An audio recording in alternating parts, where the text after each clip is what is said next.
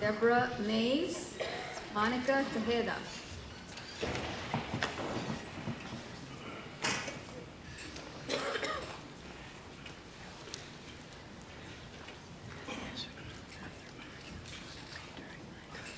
State your name, ma'am. Good morning. My name is Jody Bardenhoyer. Thank you very much for hearing us this morning. It's kind of scary me up here, I'll say that. I'm not a first-time voter. I am a first-time California voter, as you heard mentioned earlier today. My experience was this. I voted in Koreatown, and I went in and I asked for a crossover ballot. I was registered as nonpartisan. I brought my brochure with me that I showed the person when I got there. I noticed immediately that they were struggling with English and understanding me, and I felt compassion, and I offered to come back and help. So I wanted to, get my vote counted. So after I was handed the American Independent, I went over to the machine, that thing, try to match up the colors, and realized I don't know what to do. So I went over to the young lady. I said, I'm college educated from Northeastern on the East Coast, if it matters. And I can't figure that out, so please come help me. Because I knew it was urgent, that we needed help. I could see it.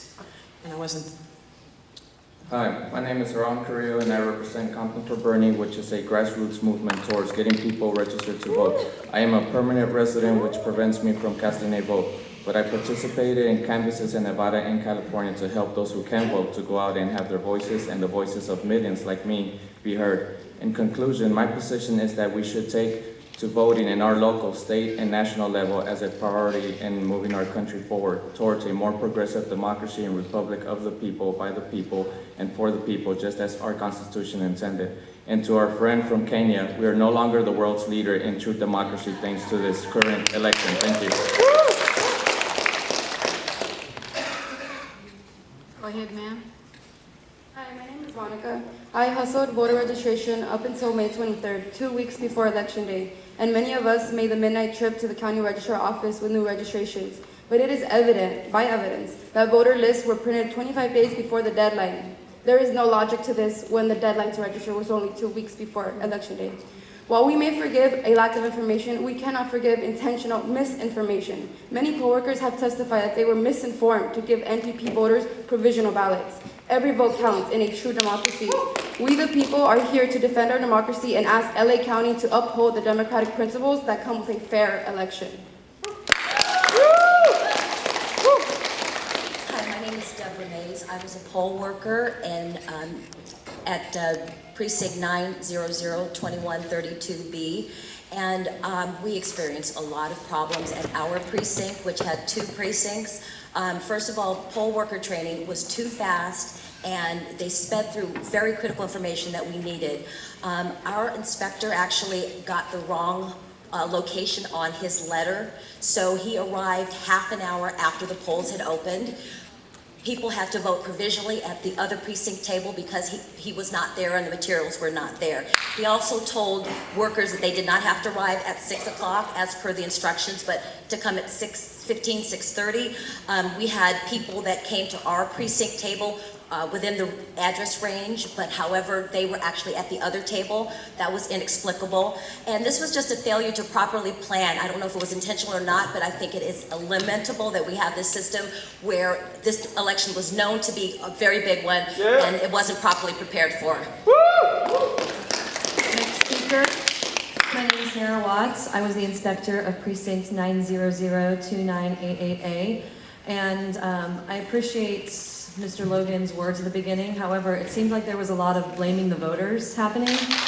And as someone who was an inspector, I verified everybody's registration who came in on my phone, and there were 57 people in my small little precinct who had to cast a provisional ballot, who provided proof of registration, who brought the sample ballot that they had in the mail with our polling place and our table printed on it with their name. I guess I don't understand how they had time to print the proper information on the sample ballots that went out, but they didn't have time to update our rosters. Thank you. Teresa Brady, Susan Monette, John Mati, and Reyes Barbera, and Diana Mayoral, Holly Moschner.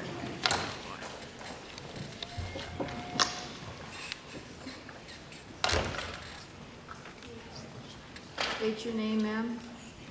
Hello, my name is Susan Monet, and I'm a poll worker. I was a poll worker that day. And one thing that has not been mentioned is, what about the dual trainings? I have copies of 2 different contradicting manuals.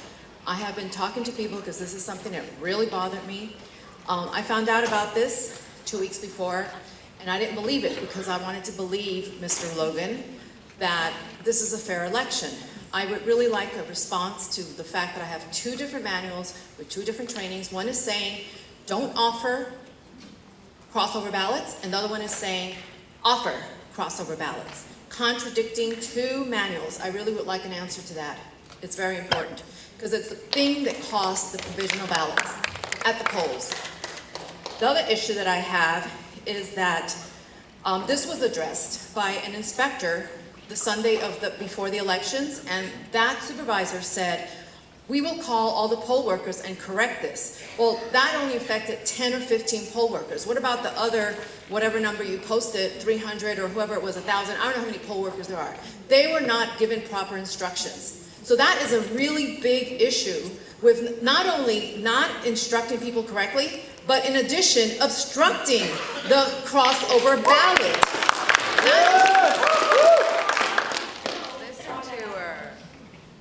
Next speaker.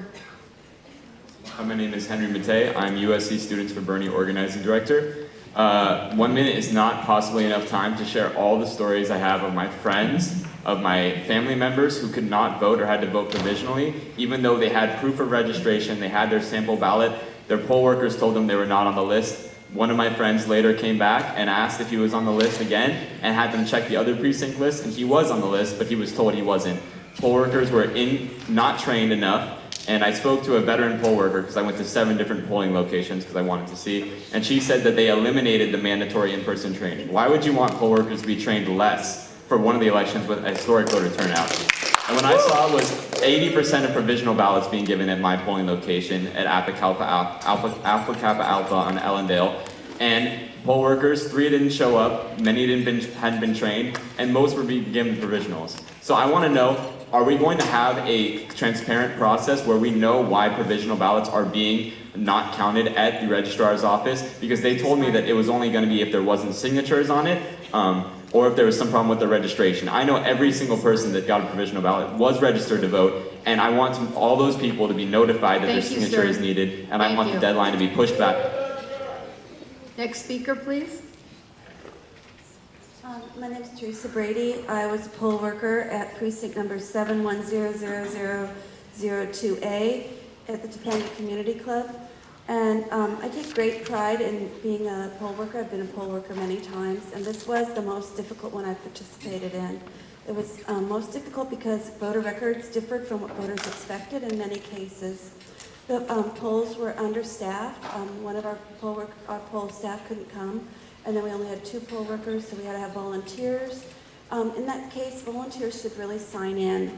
I agree with a lot of things that were said in a very short time, so I'll say our inspector also had no password. Poll workers were trying to give the, such a short time. There are several procedures that made this election more complicated. One of the primary ones was the huge number of people who were told they had vote by mail who did not request or receive it. Many people took an extra trip home to look for it. Some voted their ballots, others surrendered it at the polls. Okay. 2 changes in procedure could help verify the accuracy of the election: hand counting of paper ballots and receipts to each voter. Right. And I did email this to you earlier. You can turn it in and we can make copies. Thank you. Next speaker. Hi, my name is Diana Mayoral. I was a poll worker, Pasadena Seventh-day Adventist Church. A 72-year-old Latina woman who said it was her birthday came up to the table and said she wanted to vote. However, her ballot had been somehow switched over to Republican for the first time in her life, and she had no idea how this happened. This is one of several seniors of color who were switched to Republican, and you can tell they showed up to the polls with great effort and took great pride in being able to cast a vote they felt that was being taken away. Another major problem I saw was mail-in ballots to people that had never requested them. They were given provisional ballots. This happened so often that I was no longer surprised when someone said they had never requested to vote by mail. When an elderly person of color walks in with a Republican ballot saying they don't have any idea how their ballot changed, and they have trouble communicating and trouble walking, you become frustrated.